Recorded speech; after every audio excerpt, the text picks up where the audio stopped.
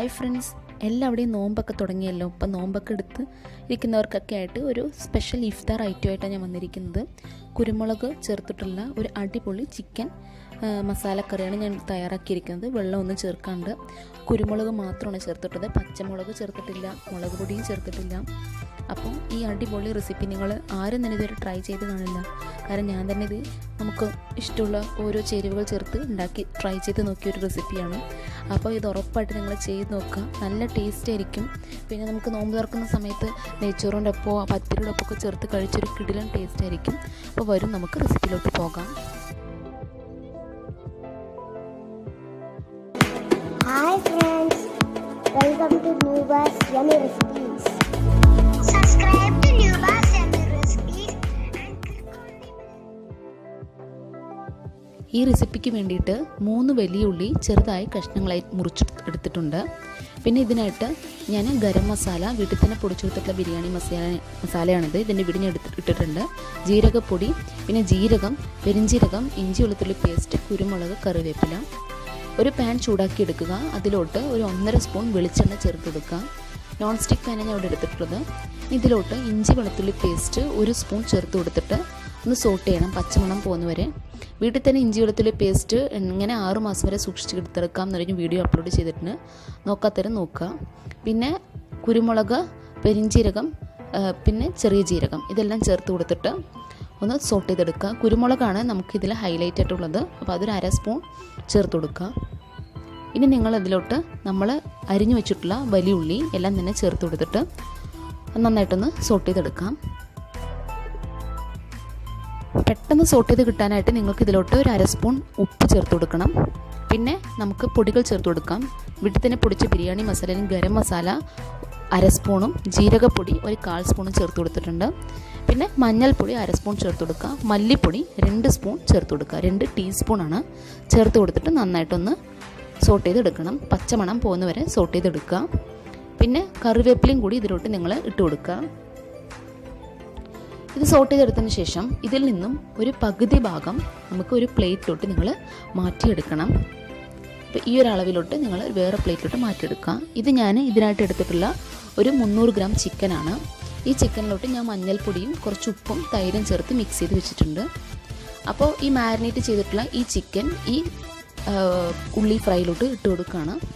എന്നിട്ട് എല്ലാ ഭാഗത്തേക്കും മസാല എത്തുന്ന രീതിക്ക് ഒന്ന് മിക്സ് ചെയ്തെടുത്തിട്ട് ഇതേപോലെ കവർ ചെയ്ത് 2 മിനിറ്റ് ചൂടാക്കാം. ഇനി ഒരു മിക്സി ജാറിലോട്ട് ഞാൻ 3 സ്പൂൺ കുരുമുളക് എടുത്ത് പൊടിച്ചെടുത്തിട്ടുണ്ട്. ഇതേപോലെ ഇതാണ് ഹോം മെയ്ഡായിട്ട് പെപ്പർ പൗഡർ ഉണ്ടാക്കി. ഇത് സോട്ട് ചെയ്തിട്ടൊന്നുമില്ല, ഡയറക്റ്റായിട്ട് കുരുമുളക് പൊടിച്ചെടുത്തേ ഉള്ളൂ. നല്ല മണമായിരിക്കും നമ്മളിത് ചേർക്കുന്ന സമയത്ത്.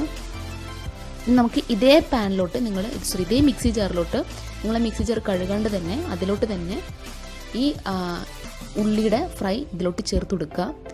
എന്നിട്ട് ഒരു 1/2 സ്പൂൺ കുരുമുളക് പൊടിയും ചേർത്ത് കൊടുക്കണം. നന്നായി മിക്സ് ചെയ്തതിന് ശേഷം നിങ്ങളത് മിക്സിയിലിട്ടിട്ട് ഇതേപോലെ പേസ്റ്റ് രൂപത്തിൽ അരച്ചെടുക്കുക. ഇപ്പം തന്നെ നിങ്ങൾക്ക് നല്ലൊരു മണം കിട്ടുന്നുണ്ടാവും.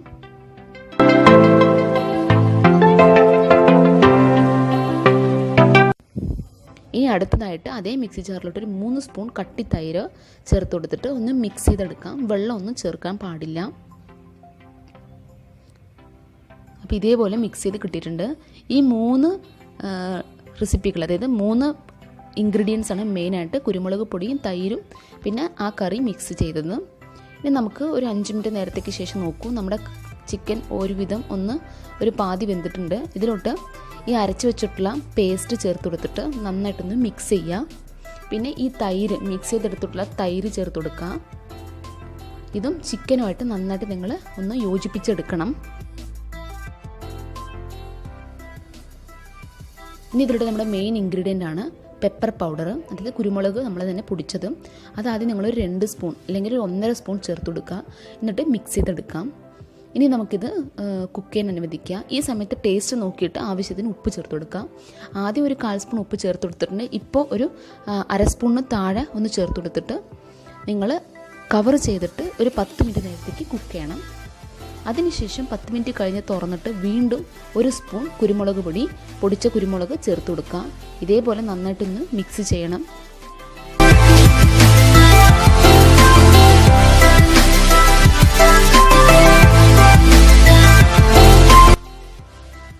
1.5 സ്പൂൺ, പിന്നെ ഒരു സ്പൂൺ, ഇപ്പോൾ ലാസ്റ്റായിട്ട് വീണ്ടും ഒരു 1/2 സ്പൂൺ കുരുമുളക് പൊടി ചേർത്ത് കൊടുക്കാം. അപ്പോൾ മൊത്തത്തിൽ 3 സ്പൂൺ കുരുമുളക് പൊടിച്ചതാണ് ഞാൻ ചേർത്തെടുത്തിട്ടുള്ളത്. അവസാനം ബാക്കി വരുന്ന കുരുമുളക് പൊടി ഒരു എയർ ടൈറ്റ് കണ്ടെയ്നറിൽ എടുത്ത് വെക്കാം. നമുക്ക് മറ്റെല്ലാ റെസിപ്പികളിലും കുരുമുളക് പൊടിക്ക് ചേർത്ത് കൊടുക്കാം. കടയിൽ നിന്ന് വാങ്ങിക്കണ്ട, വീട്ടിൽ തന്നെ ഉണ്ടാക്കിയെടുക്കാം.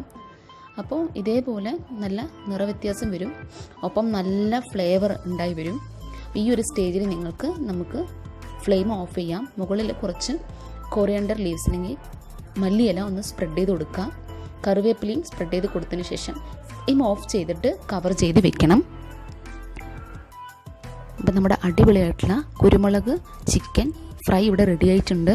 ഇതിൽ ഞാൻ വെള്ളം ചേർത്തിട്ടില്ല, മുളക് പൊടിയോ പച്ചമുളകോ വറ്റൽമുളകോ ഒന്നും തന്നെ ചേർത്തിട്ടില്ല. നമുക്കിതിന് ഫ്ലേവർ കൊടുക്കാനായിട്ട് ആകെയുള്ളത് കുരുമുളക് പൊടിയാണ്, പൊടിച്ച കുരുമുളകും പിന്നെ കുരുമുളകുമാണ്. അപ്പോൾ ഇത് ട്രൈ ചെയ്ത് നോക്കൂ, വളരെ എളുപ്പമാണ്. പക്ഷേ ഇതിൻ്റെ ടേസ്റ്റ് പറഞ്ഞറിയിക്കാൻ പറ്റില്ല, അത്രയും ടേസ്റ്റി ആയിരിക്കും. നിങ്ങൾ ട്രൈ ചെയ്തിട്ട് നിങ്ങളുടെ റിവ്യൂ ഒക്കെ എൻ്റെ കമൻറ്റ് ബോക്സിൽ രേഖപ്പെടുത്തണം. ഈ വീഡിയോ ലൈക്ക് ചെയ്യുക, മറക്കാണ്ട് നിങ്ങളുടെ ഫ്രണ്ട്സിന് ഷെയർ ചെയ്ത് കൊടുക്കുക. ഉറപ്പായിട്ട് നിങ്ങളുടെ ഏതെങ്കിലും ഒരു ഫ്രണ്ടിനെങ്കിലും ഇത് യൂസ്ഫുൾ ആയിരിക്കും എന്ന് വിചാരിക്കുന്നു. അപ്പോൾ ഇത് നിങ്ങൾ നെയ്ച്ചോറിൻ്റെ ഒപ്പോ പത്തിരിയുടെ ഒപ്പമൊക്കെ ചേർത്ത് കഴിച്ച് നോക്കിയിട്ട് നിങ്ങളുടെ സജഷൻസ് എന്നോട് പറയണം. അപ്പോൾ ഇതേപോലെയുള്ള കൂടുതൽ വീഡിയോസിനായിട്ട് എൻ്റെ ഈ ചാനൽ ന്യൂബാസ് എമ്മി റെസിപ്പീസ് എന്ന ഈ ചാനൽ ആദ്യമായിട്ട് കാണുകയാണെങ്കിൽ സബ്സ്ക്രൈബ് ചെയ്യുക. പിന്നെ നിങ്ങളുടെ ഫ്രണ്ട്സിനൊക്കെ ഇത് പറഞ്ഞു കൊടുക്കുക. കൂടെ കാണുന്ന ബെല്ലൈക്കൺ കൂടി ക്ലിക്ക് ചെയ്യുക. അപ്പോൾ നമുക്കിനി ഇതേപോലെയുള്ള മറ്റ് ഇഫ്താർ വിഭവങ്ങളായിട്ട് തിരിച്ചെത്താം. അപ്പോൾ എല്ലാവർക്കും ബൈ.